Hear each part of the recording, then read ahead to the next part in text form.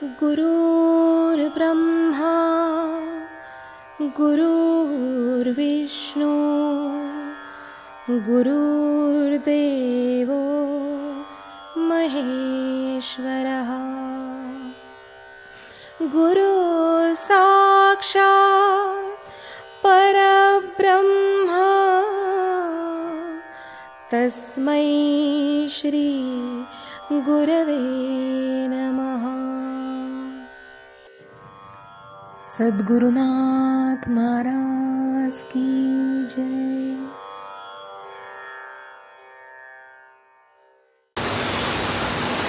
आत्मपाठाच्या या तिसऱ्या वलयामध्ये आपण आता येत आहोत.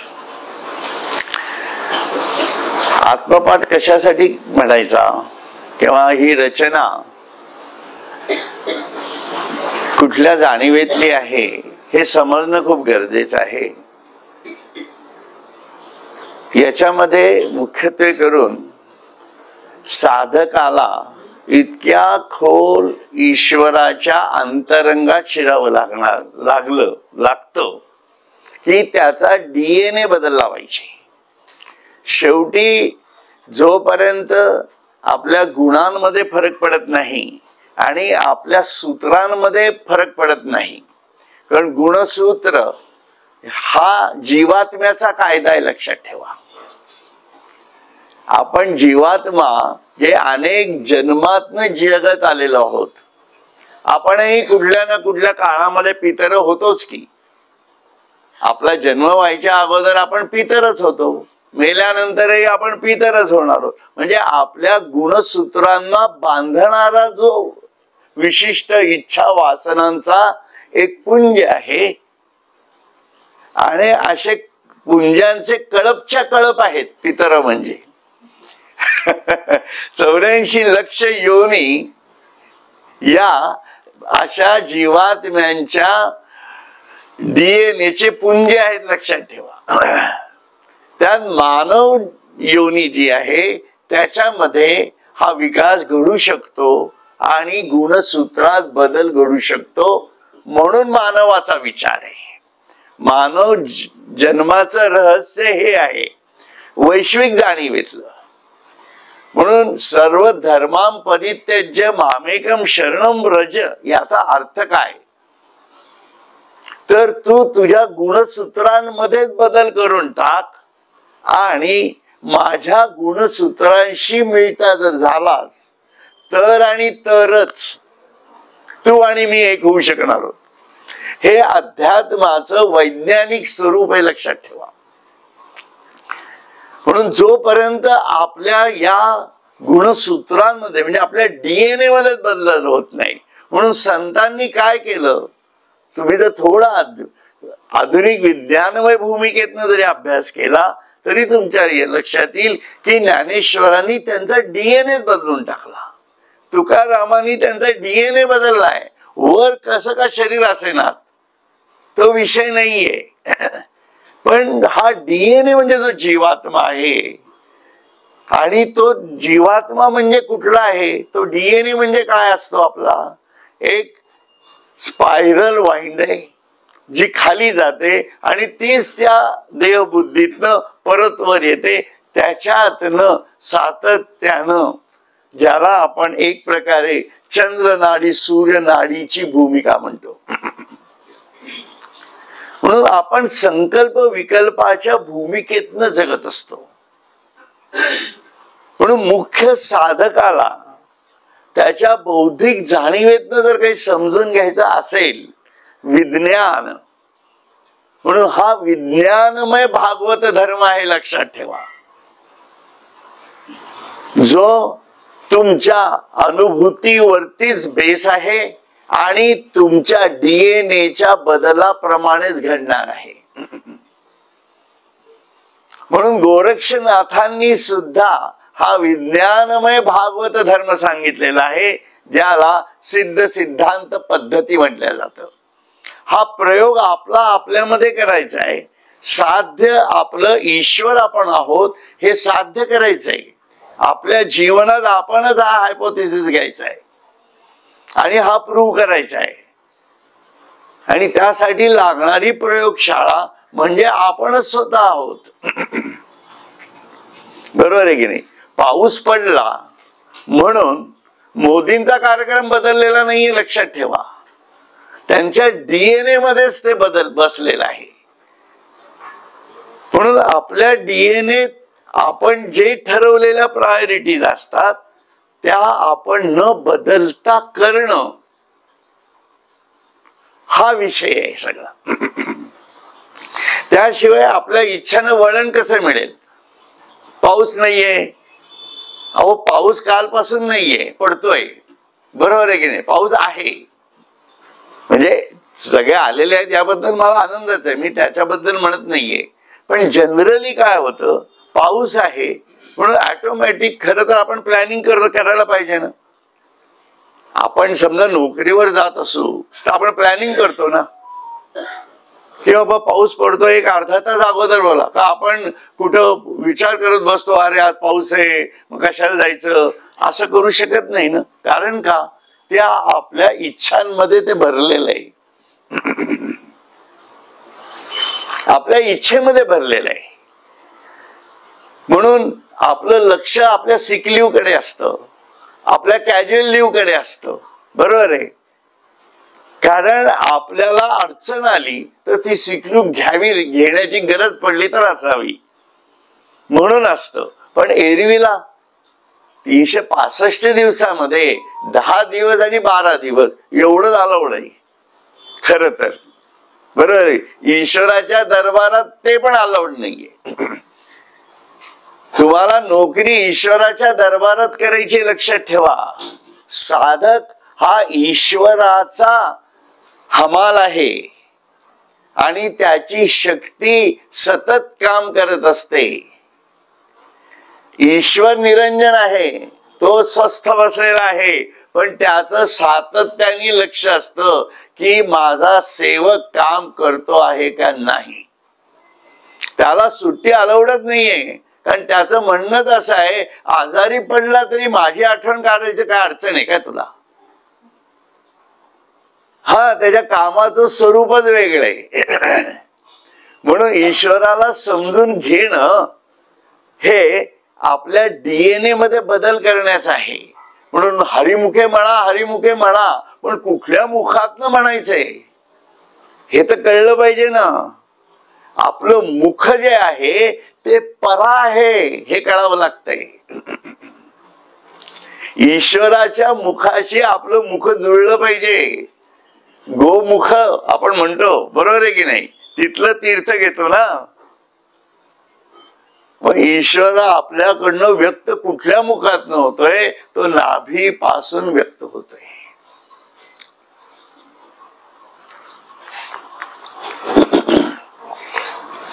त्यामुळे या संपूर्ण विश्वाकडे जेव्हा आपण पाहतो आणि या ईश्वराचं कर्म जेव्हा पाहतो तेव्हा आपण साधी गोष्ट आहे बघा, अगदी आपल्या पोटा पाण्याच्या गोष्टीसाठी सुद्धा आपण दमून भावून काम केलं आणि घरी आलो तर आपल्याला आपल्या घरातल्या लोकांनी अरे दमून आला वाटते, खूप काम केलं वाटते, बर तू आराम कर, तुझ्यासाठी स्वयंपाक तयार करून ठेवतोय, तू हातपाय धुवून ये, जेवण कर. बर तो म्हणतो कंटाळा, हल्लीच्या काळात हातपाय धुवायचं सांगणं सुद्धा राग येतो लोकांना.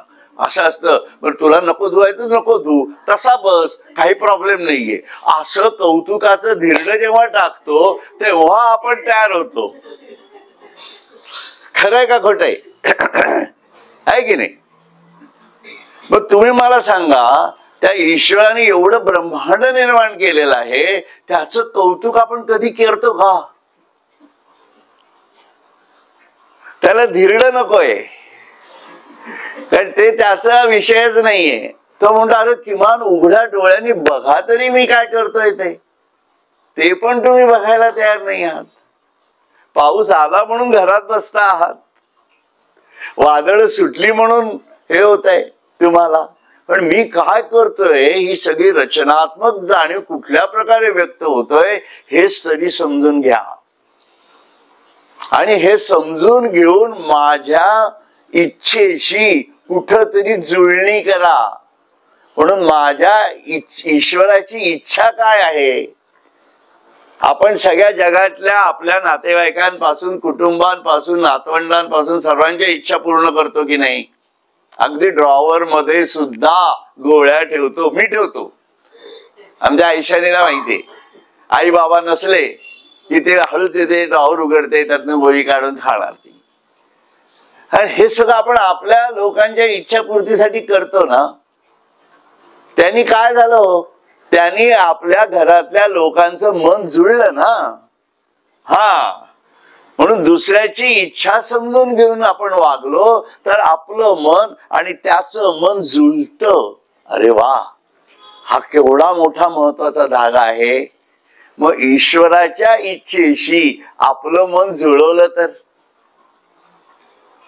ईश्वराच्या इच्छेशी जर आपण आपलं मन जुळवलं तर साहजिकच कोणाला आनंद होईल? दोघांनाही आनंद होणार आहे. म्हणून ईश्वर तेच म्हणतोय की माझी इच्छा समजून घे, की बाकी सगळे उद्योग सोडून दे, मला एकट्याच्या जाणीवेत राहा. कारण तू आणि मी एकच होतो ना. मन जुळते याचा अर्थ काय होतो? दोन जीवात्मे एकमेकाचा आनंद उपभोगतात. It's a union. लक्षात घ्या, जेव्हा आपल्याला एखादी व्यक्ती भेटली आणि शरीराने वेगळे असले तरी ते जेव्हा आनंदोत्सव साजरा करतात एकमेकाला भेटल्यानंतर, इट्स अ युनियन. सर्वम खलु इदम ब्रह्म म्हणजे काय? It's a great union. हे विश्वची माझे घर ऐसी मती जयाची स्थिर. मग हा विषय असा आहे. त्यामुळे या विश्वामध्ये भावनात्मक गोष्टी समजूनच घ्याव्या लागतात. आणि शक्यतो आपण भावनेच्या जाणीवेला फारसं महत्व देतच नाही. असं मी म्हणण्याचं विधान करतो आहे, जरूर करतो आहे. कारण काय आहे? आपण एकमेकाशी जुळलेलो आपण दिसत नाही म्हणून म्हणावं लागतं. सामाजिक सर्व प्रकारचा व्यभिचार जो दिसतो आहे हा भावनिक व्यभिचार आहे, लक्षात ठेवा. हे युनियन नाहीये. म्हणून त्याच्यात आनंद मिळत नाही. समाजाकडे पाहिल्यानंतर हा समाज खूप आनंददायी आहे असं मत आजच्या काळातला कुठलाही अध्यक्ष, पंतप्रधान, प्रेसिडेंट कोणी करू शकत नाही. याचं कारण शोधलं पाहिजे ना, आहे की नाही? जे अगदी युएनओ मध्ये काम करणारे मोठे स्वतःला समजणारी लोक आहेत किंवा मोठे मोठे रशियाचे अध्यक्ष आहेत, नावं घ्यायची नाहीत आपल्याला, पण पूर्वीपासून आहेत अशी लोक. अमेरिकेचे अध्यक्ष आहेत, भारताचे एवढे मोठे मोठे जगन्मान्य पंतप्रधान झालेले आहेत सर्व लोक. अगदी नेहरूंच्या काळापासून अगदी गांधीजींना तरी कधी या समाजाकडे पाहिल्यावर संतोष झाला असेल असं वाटतंय तुम्हाला? कारण या सामाजिक व्यभिचाराचा सगळा प्रश्न निर्माण होतोय हा. आणि हा कशामुळे झाला? निर्मिती तर सर्व दिसतीये. मी उलटा बघा, आपण आता उलट बघतो. आपण आपल्या जवळपासून ईश्वराचं कार्य बघायचंय आपल्याला. आपल्या रोजच्या निर्मितीमध्ये 84 लक्ष योनी जन्म घेतायत.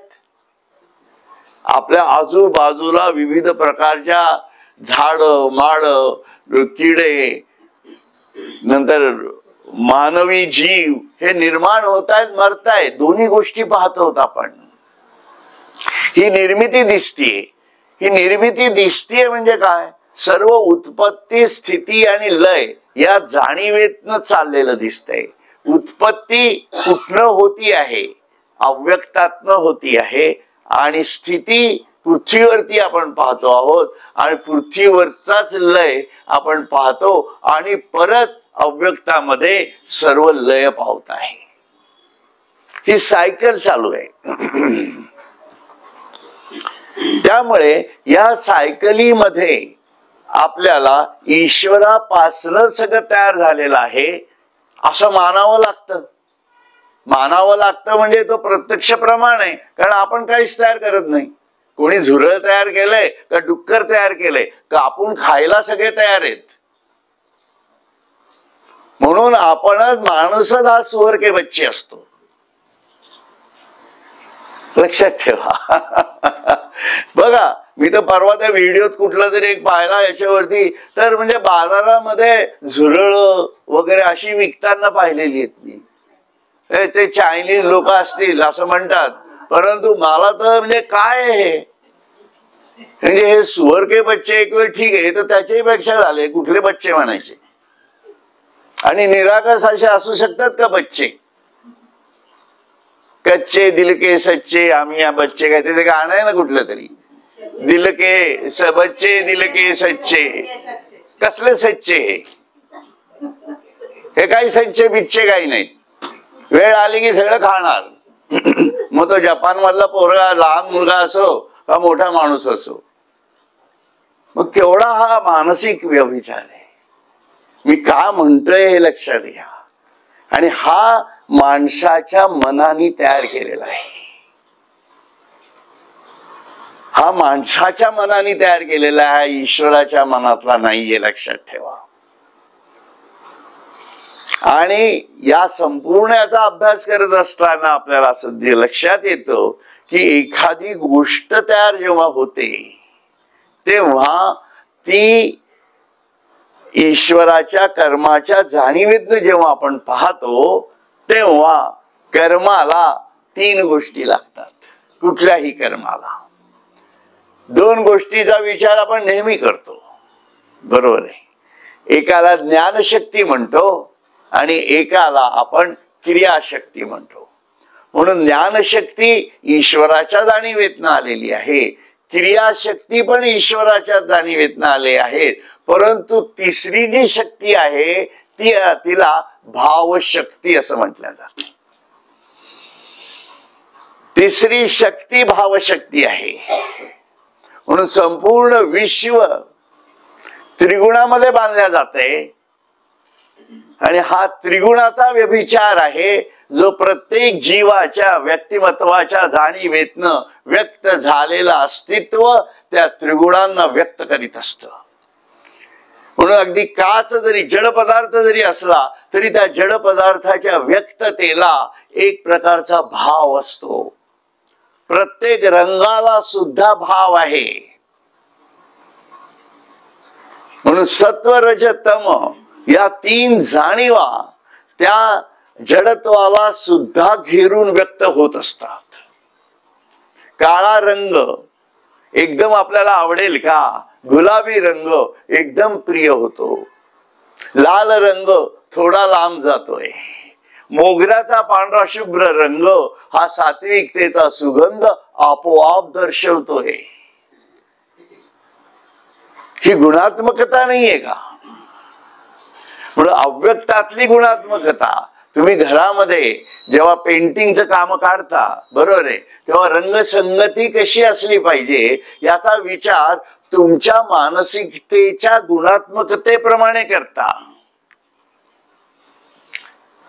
लक्षात आलं? त्यामुळे तुम्हाला सात्विकतेकडे घेऊन जाणारं तुमचं घर हवं असेल का तुम्हाला रजोगुणात्मक घर हवं आहे का तुमच्या घरामध्ये तमोगुणात्मक रंगरंगोटी आहे, हा ज्याच्या त्याच्या कौटुंबिक व्यवस्थेच्या गुणात्मकतेचं दर्शन आहे. म्हणजे तुम्ही बघा, ऑब्झर्व करण्यासारख्या गोष्टी आहेत. काही अज्ञानी लोकांच्या घरामध्ये जांभळ्या रंगांपासून सगळे रंग मारलेले असतात, लाल, पिवळे, तपकिरी, हिरवे, जे सहसा सात्विक घरांमध्ये दिसत नाहीत. बरोबर आहे की नाही? आपल्याला आपल्या ज्या काही इव्हन छोट्या छोट्या गोष्टी, बाथरूम सारख्या गोष्टी सुद्धा असतात, बरोबर आहे, तिथं आपल्याला फ्रेश रंग आवडतात, स्वच्छता आवडते. हे कशाचं लक्षण आहे? काळे बेंद्री बाथरूम केल्यावर आत काय डास फिरतो का ही कळत नाही. अशा सहसा नसतात. कारण हे म्हणजे मी कोणी केल्या असतील त्यांना दोष नाही द्यायचा मला, असं नाही काही मला म्हणायचं, पण हे काहीतरी तर प्रकट करतंय ना, ती टाईल काहीतरी प्रकट करते ना. म्हणून ही त्रिगुणात्मक व्यवस्था, ज्याला भाव जाणीव म्हणतो आपण, म्हणून सात्विक भाव आहे, रजोगुणी भाव आहे आणि तमोगुणी भाव आहे, आणि या तिघांचंही मिक्सचर विविध पर्सेंटेज मधनं संपूर्ण विश्वात कार्य करते. हा सगळा विस्तार आपण मला वाटतं 16व्या अध्यायामध्ये का असा काहीतरी केलेला आहे ना, या सत्वरजतमाचा.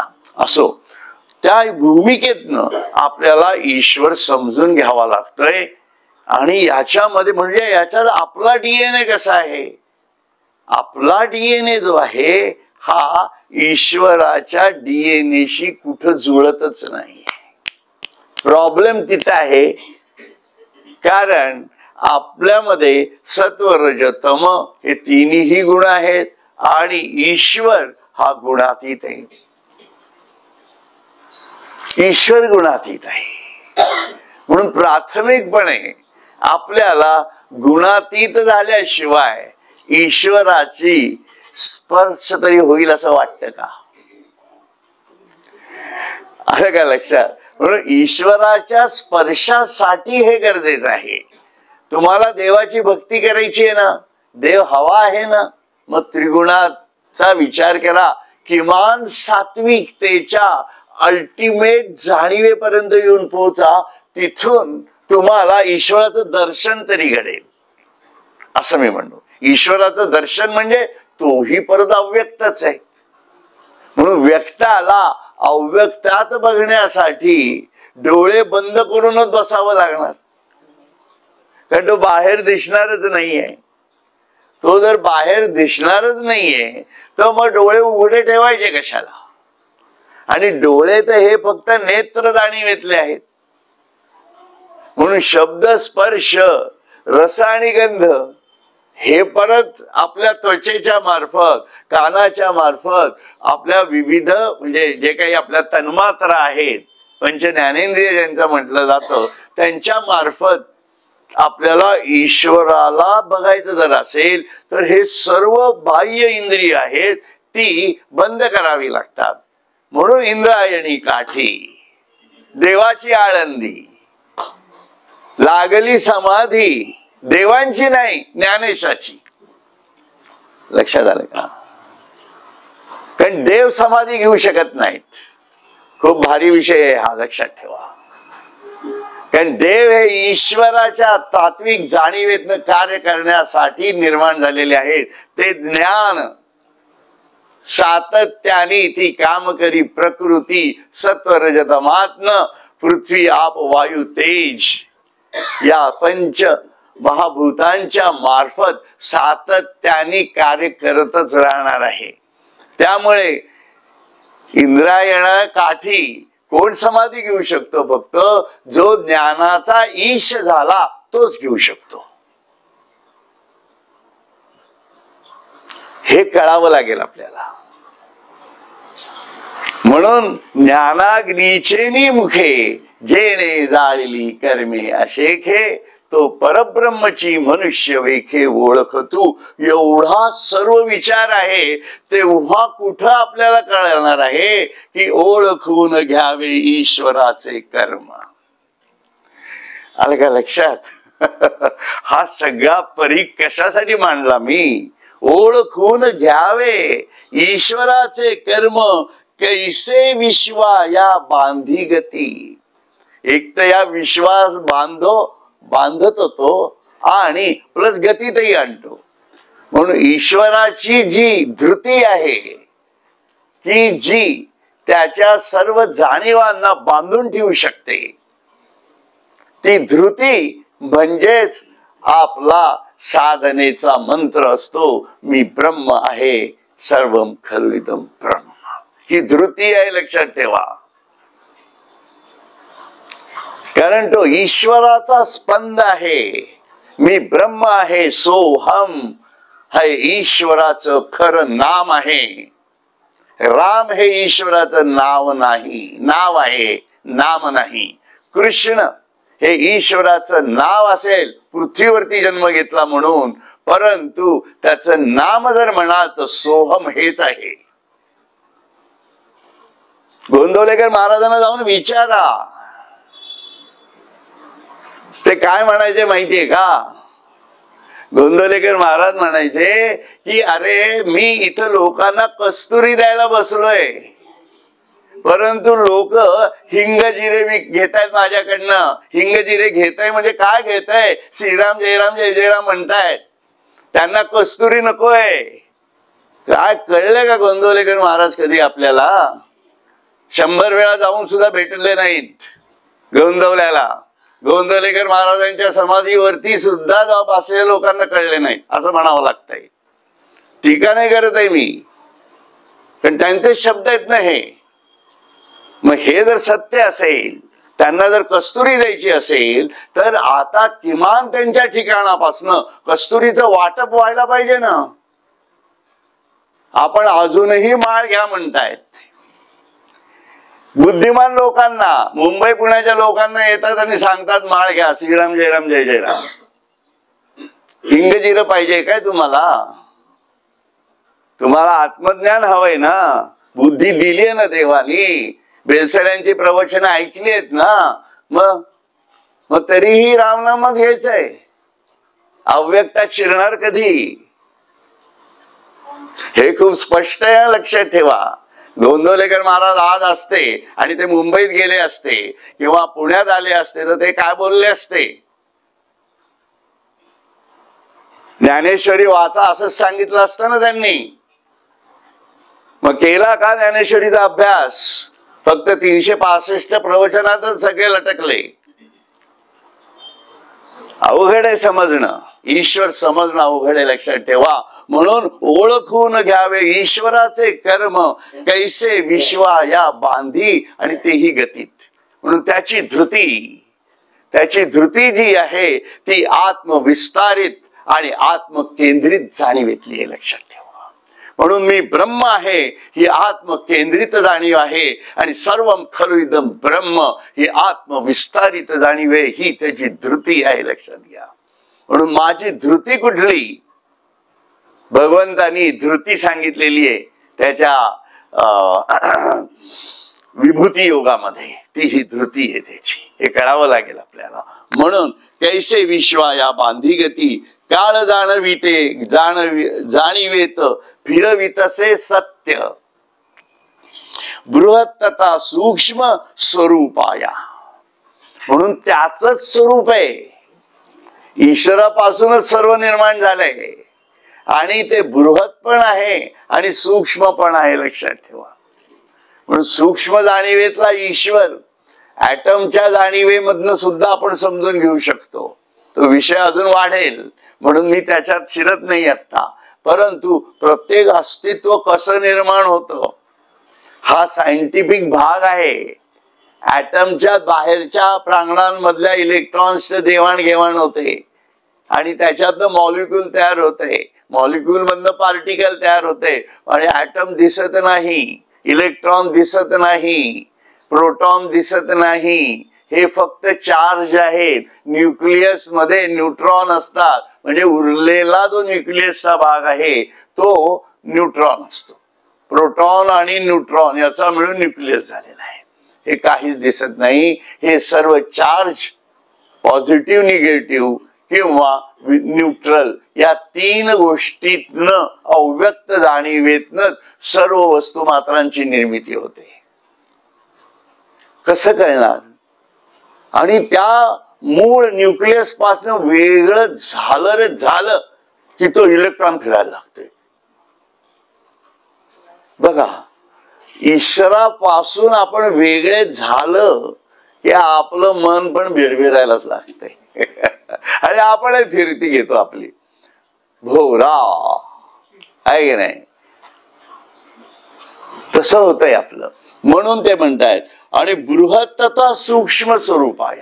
म्हणून सूक्ष्म स्वरूप पाहिलं. आता ब्रह्मांड कसं फिरते याबद्दल मी काय सांगायचं तुम्हाला, तो तर सर्वांना दृश्य असणारा पार्ट आहे. पण बघण्याची दृष्टी आहे का आपली? आपली दृष्टी कशी चालते? आपण मंगळावर कसे जाऊ, आपण चंद्रावर कसे जाऊ, अरे हे कोणी निर्माण कसं केलं, त्याच्यापर्यंत पोहोचायला कुठला मार्ग निवडायचा याचा विचारच कोणीच करत नाही शास्त्रज्ञ. ना आर्किमेडिसनी केला, ना न्यूटननी केला, ना तुमच्या आईन्स्टाईननी केला किंवा आत्ताच्या शास्त्रज्ञांनी केला. यांनी कोणीही ईश्वरापर्यंत जाण्याचा म्हणजे निर्मात्यापर्यंत पोहोचण्याचा प्रयत्न केलेलाच नाहीये. यांनी फक्त बाह्य याच्यातनं आपल्याला काय मिळेल, मानव जातीला कसा फायदा होईल आणि काहीतरी सूत्र स्थापन करून मग त्याच्यातनं पुढे कसं आपल्याला चंद्रापर्यंत जाता येईल. न्यूटनच्या लॉचा उपयोग माणसाने कशासाठी केला? त्याच्यासाठीच केला ना. त्यांनी डिस्कव्हरी केली म्हणून शास्त्रज्ञ सगळ्या डिस्कव्हरीज करत असतात. कुठलंही इन्व्हेन्शन कुठल्याही शास्त्रज्ञांनी केलेलं नाहीये. आपण उगाच त्याला इन्व्हेन्शन म्हणतो. वास्को द गामाने डिस्कव्हरी केली असं म्हणतो. भारत होताच की अगोदर. तसंच झाडावरनं फळ पहिल्यापासूनच खाली पडतंय. न्यूटननी शोधायच्या अगोदर काय वर थोडी जात होतं, असं काही झालेलं नाहीये. मग हा सगळा विषय आहे ना, स्थूल आणि सूक्ष्म. म्हणून शास्त्रज्ञ कोणाला म्हणायचं याची आधुनिक परिभाषेतनं आपल्याला खरं व्याख्या बांधता यायला पाहिजे.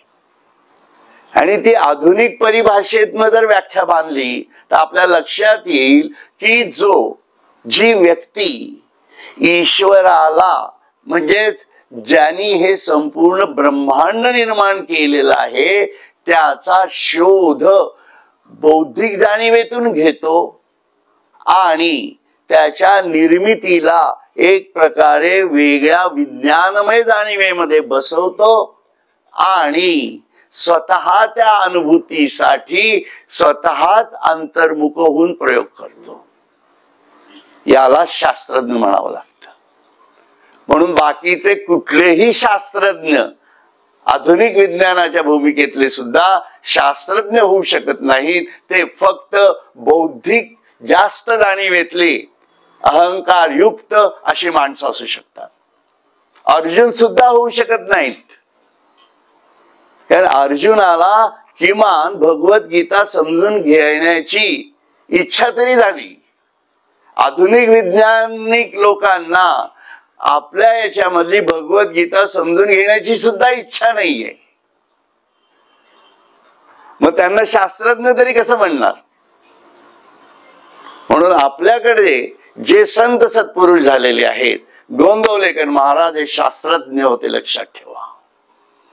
संत तुकाराम शास्त्रज्ञ होते, कारण त्यांनी या संपूर्ण विश्व निर्मित्याचा शोध घेतला आणि तो कुठं आहे, कसा आहे आणि ही संपूर्ण प्रक्रिया कशी चालते हे त्यांनी अनुभवातनं सिद्ध केलं. स्वरूपी विश्वरूप देखिले विश्वरूपी स्वरूप सामावले, स्वरूपा विश्वरूपा आगळे नित्य तत्व हे देही ब्रह्ममय भवेत होऊन त्यांनी दाखवलेलं आहे. शास्त्रज्ञ म्हणणार कोणाला तुम्ही? आईन्स्टाईनला, की ज्याने सर्व एनर्जी एकच असते, फक्त कन्व्हर्जन होतं एवढंच त्यांनी सिद्ध केलेलं आणि ते त्याच्या अगोदर होतच होतं. वेगळं काय निवडलंय त्यांनी? उगा डोकं खाजून पांढरे केस केले म्हणजे काय माणूस शास्त्रज्ञ होत नाही काही? जसं बुलगॅरियन दाढी ठेवल्या म्हणजे सगळेजण आपल्याला कवी समजतात, तसं नाहीये. म्हणून स्वामी म्हणतात सत कवीवर होईन. म्हणून सत्य जो सांगू शकतो तो खरा कवी असतो. सत कवीवर होईन स्वामींचे शब्द आहेत. म्हणून कवी कोण म्हणावं, ग्रंथकार कोणाला म्हणावं, या सगळ्या गोष्टी ईश्वराच्या जाणीवेतनं ठरवाव्या लागतात, लक्षात ठेवा. नाही तर सर्वत्र अपूर्णत्व आहे. पूर्णत्व कुठे दिसणार नाही तुम्हाला. आणि संपूर्ण अपूर्णत्वाचा व्यभिचार संपूर्ण समाजामध्ये भरलेला दिसेल. यालाच आपण सत्वरजतमाचा व्यभिचार म्हणतोय, लक्षात घ्या. म्हणून हे जे भावनात्मक भूमिका आहे, भावशक्ती ज्याला म्हणतो आपण, म्हणून ज्ञानशक्ती, क्रियाशक्ती आणि भावशक्ती यांचा खेळ म्हणजे समाजात आपल्याला दिसतो. एवढ्या त्रयस्थाच्या भूमिकेतनं आपल्याला बघावं लागणार आहे. म्हणून म्हणतात ते अघटित रूपे त्याचेच ज्ञाना विघटित करोनी अघटित रूपे प्रकटितोची. हे मागच्या वेळेला झालंय आपलं, बरोबर की नाही.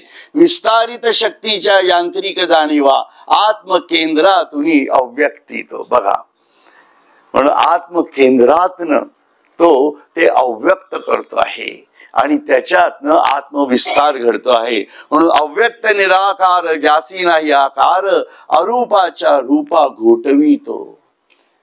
तो घोटून काढतोय. लक्षात घ्या, साधं नाहीये हे, घोटी वय सगळं. साधा तुम्ही थोडा वेगळ्या अँगल मधनं विचार करा, तुमच्या लक्षात येईल की प्रत्येक जीव जंतू हा जो तयार होतोय तो किती घोटी वय, आखी वय, रेखी वय.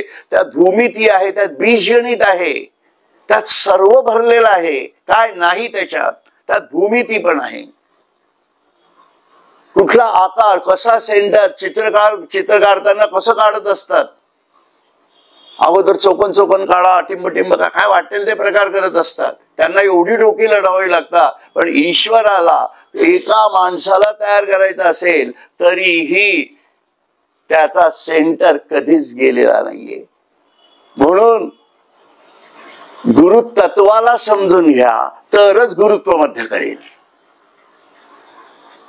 म्हणून आपल्या जीवनामधला गुरुत्व मध्य कळावा लागेल. त्यासाठी गुरुतत्व समजून घेतलं पाहिजे. गुरुतत्व जोपर्यंत समजत नाही तोपर्यंत गुरुत्व मध्य कायम ढासळलेलंच असत. किती स्पष्ट आहे बघा या सगळ्या गोष्टी. आणि गुरुतत्व कोणी समजून घेतलं आहे, ही जी वैश्विक रचना चाललेली आहे, जी शक्ती कार्य करती आहे, ती जगदंबा कायम गुरुत्व मध्याला तोलून धरलेलं असतं. पृथ्वी कितीही तिरकी जरी दिसत असली तरी तिचा गुरुत्व मध्य कधी ढळत नाही. लक्षात ठेवा, ती वेगातही फिरती आहे आणि सूर्याभोवतीही फिरती आहे. तिच्या भोवती चंद्रही फिरत आहेत. सर्व काही आकर्षण प्रकर्षण सर्व चालू आहेत, पण तिचा गुरुत्व मध्ये ढळत नाही. आणि आपलं थोडं इकडं तिकडं झालं की आपले गुरुत्व मध्य कसे जळतात. अर्जुना म्हणून सांगावं लागतं, अर्जुना समत्व चित्ताचे तेची सार जाण योगाचे. योग आहे हा सगळा. म्हणून हा ब्रह्म साम्राज्यातील ऐश्वर्य योग आहे. लक्षात ठेवा, तो गुरुत्व मध्याशी होणारच नाही. म्हणून स्वरूप स्वानंद एकची जाणे गुरुतत्वासी नित्य स्मरावे. हा गुरुत्व मध्य चालला पाहिजे आणि तो आतून आहे. म्हणून मदहृदयी सद्गुरु आहे, हे कळावं लागेल. म्हणून अरूपाच्या रूपा घोटवितो. आणि ते कसं घोटी असतं बघा सगळं, बरोबर आहे की नाही. अगदी छोटे तुम्ही उदाहरण जरी घेतली, अगदी झुरळ किती घोटी असत. मला झुरळ का आठवत हा प्रश्न. कारण सर्वात चिल्लर प्राणी मांडतो आपण. हिट कोणासाठी निर्माण झालंय, त्या झुरळासाठी विचारासाठी झालेलं आहे की नाही. हिट झुरळासाठी निर्माण झालंय ना, त्याचाही माणसाला त्रास आहे. पण तो किती घोटी आहे बघा. आणि ही प्रत्येक कलाकृती आहे. म्हणून आपण आपल्या कल्पनेतनं सुंदरता, कुरूपता वगैरे या गोष्टी ठेवलेल्या आहेत. पण ईश्वराच्या भूमिकेतनं जेव्हा आपण अंतरंगातनं पाहतो तेव्हा त्या स्वरूपाला सुद्धा एक वेगळी घोटीवता असते. म्हणून बाह्य स्वरूप कोणाचंही कसं असलं तरी सुद्धा त्याच्यामध्ये ईश्वरीय दर्शन जर आपल्याला झालं तर ते घोटीवत असणार आहे. आणि ते ईश्वर निर्मित आहे. लक्षात ठेवा, कुठलीही व्यक्ती ईश्वर निर्मित आहे. हे भाव आपला जेव्हा तयार होतो ना, तेव्हा कोण कमी कोण जास्त काय कसं हे हा विषय येतच नाही. म्हणून त्याला फार महत्व आहे. म्हणून सर्वम खलु इदम ब्रह्म हा परम प्रेम स्वरूपाचा भाव आहे. हा भाव तयार करावा लागतो. असो, जाणून घेता आयशा प्रज्ञानत्वे सहजची आकळे स्वरूपते. बरोबर आहे. आता काय आपण केलं, आपल्या बौद्धिक विकास एका चरम सीमेपर्यंत आणला. याला प्रज्ञानमय जाणीव म्हणतात. लक्षात ठेवा की जिथे आपण ओळखू शकतो, प्रत्येक ठिकाणी बघण्याची भूमिका काही काळापर्यंत तरी त्या बुद्धीला ती सवय होते. ही सातत्याने सवय करत राहणं म्हणजे ईश्वराच्या इच्छेप्रमाणे वागणं. ईश्वराच्या इच्छेप्रमाणे कोण वागतंय? ईश्वराची प्रकृती वागते की नाही? आता अमृतानुभव येणारच आहे. बरोबर आहे की नाही? मग शिवशक्ती, शिव तर शिवस्थितीतच आहे. मग वागतंय कोण? त्याच्याप्रमाणे प्रकृती वागते. आणि आपण कुठं आहोत? शिवस्थिती नाही. शिवस्थितीत आहोत का? नाही, आपण प्रकृतीत आहोत. मग आपण प्रकृतीच्या इच्छेप्रमाणे वागलं पाहिजे ना. प्रकृतीच्या इच्छाप्रमाणे वागणं म्हणजे ईश्वराच्या इच्छेप्रमाणे वागणं. म्हणजेच तीच प्रकृती शिवाला अधीन होते. मग आपण हे ऑटोमॅटिक शिवाला अधीन होणार. म्हणून शक्तीच्या जाणीवेतनं ईश्वर शोधायचा आहे. पुढे ही पण भूमिका आहे. असो, म्हणून सहजची आकळे स्वरूपते. स्वरूपते जाणा, स्वरूपते जाणा जीवात्म्या कारण अज्ञानते. केवढं घोर अज्ञान आहे आपलं जीवन जगताना, आहे की नाही? आणि हे अज्ञान आहे आपण म्हणतो. आता आपल्याला, तुम्हाला, आपल्या सर्वांना वाटतं की नाही आपण ज्ञानी झालो? वाटतं की नाही? नक्कीच वाटतं. नाही कशाला म्हणायचं? आता तुम्ही नाही म्हणत असाल तर याचा अर्थ आहे की मी 15 मिनिटापूर्वी सांगितलेलं विसरला. मी 15 मिनिटापूर्वी सांगितलेलं जर विसरला असाल तर मग अज्ञानी आहात असं म्हणावं लागेल. म्हणून हे सतत वाचायचं म्हणजे आपल्या डीएनएत बदल होईल ना. मनबुद्धी शिवाय काय दुसरं? मनबुद्धीची कारण येईल ते पुढे. आता आलं लक्षात? आणि याच्यातनं आपला पिंड घडवावा लागणार आहे. तर यानंतरचा भाग जो आहे तो आपण पुढच्या आपल्या सत्संगामध्ये बघूयात. हरिओम तत्सत. हरिओम तत्सत. हरिओम तत्सत.